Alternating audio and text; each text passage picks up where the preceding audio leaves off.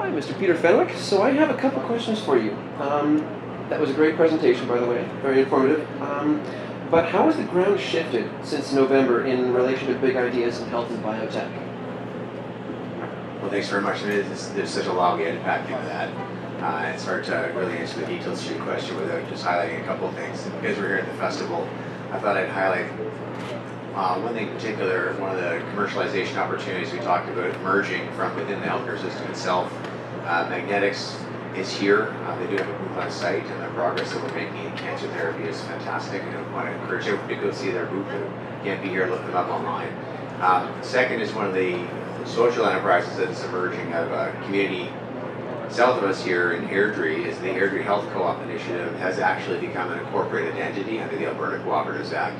And this is the whole aspect of Tommy Douglas saying, go reinvent the future by having a more citizen engaged capability. That initiative is formalized. It's hired its first CEO. It's raised a few $100,000 worth of capital, and it's actually working with the community by hiring a physician, frankly, to really build on the credibility of driving change from the grassroots and to encourage the province along to participate. All right, thanks so much. So you did say something about an Airdrie initiative. Would you spare some details on that, and as well as anything else that may have emerged since November? So Airdrie was always about local decision making. It was always about finding a way to support and work within the Canada Health Act, but also to understand that a modernized healthcare system needs to be for the people, by the people, and including the people.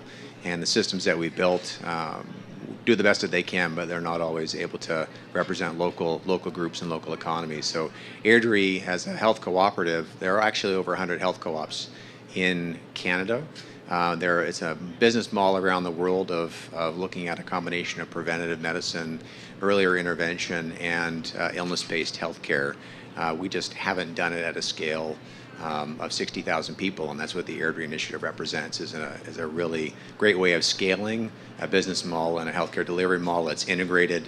It doesn't just cover the 65% of services that provincial publicly insured programs cover. It actually looks at it through that lens of a co-op. So you go in and you hand a card over and you say, hey, this is me, I'm a member. And by being a member of a community, you get to look at a combination of managed care that brings in from third-party benefits. It could include your wellness and your health spending account, but it also includes that bridges the gaps of what's currently called the discontinuity of care between healthcare providers. So a managed service to manage it all, but the nuance is that as a member of an organization, you're actually a shareholder in the organization, and that's the way co-ops work, and co-ops are rich in Alberta's history and economy, but it's never been done at this scale with healthcare. Now, I just have one more question for you. Being an influential member in the health community, you must have an opinion on this. Weigh on the emerging cannabis economy, if you will. So the cannabis economy from an emerging perspective, and last November when we pulled this together, still very much a lot of questions and confusion. What most people don't understand is that the federal government actually allowed medicinal consumption of cannabis over 15 years ago. It's just there's a lot of stigma around whether or not it's supported, and the challenge with a high-risk environment and a environment that's, much as we talk about change in healthcare, it's very difficult to drive change in healthcare, not widely adopted. But if you look at the cannabis economy more broadly in the context of Alberta and the fact that we have a strong agricultural history as well, there's really three different verticals. There's industrial hemp and all the different products that can spin out of that.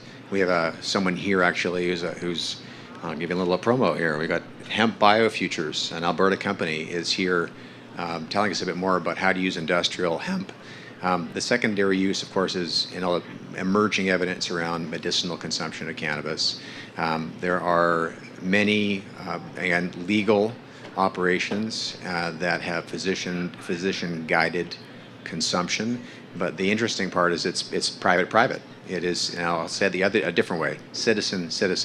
So we have citizens, residents of the province who are making decisions about their own health and wellness. The system itself, the publicly reimbursed system, doesn't actually support that right now, or it's struggling to find a way to support it like it is with other leading issues.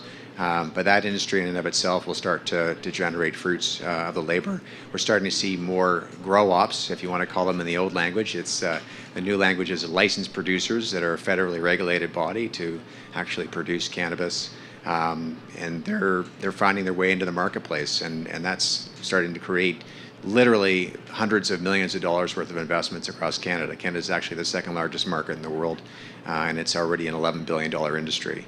The third piece is the recreational consumption. So if you think about anti-anxiety medications, I may choose at the end of the day to have a beverage as a way to work off anxiety. There should be a choice for not just medicinal consumption, but for recreational use, knowing that most people will do so responsibly. The checks and balances obviously have to be in place.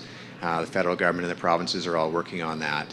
But it's going to be interesting to see how all three aspects of the cannabis economy emerge and how Alberta can get benefit from that, knowing that we've already started with some companies to do that. And technology, getting it back to ABC Tech, technology plays a role in all of that. We're starting to see amazing creativity and innovation within ag tech, within the medical side of things, and I'm sure we'll see more in novel ways of delivery as well. Well, thank you very much. That was very informative. I also want to thank you for your time. Thanks for coming out.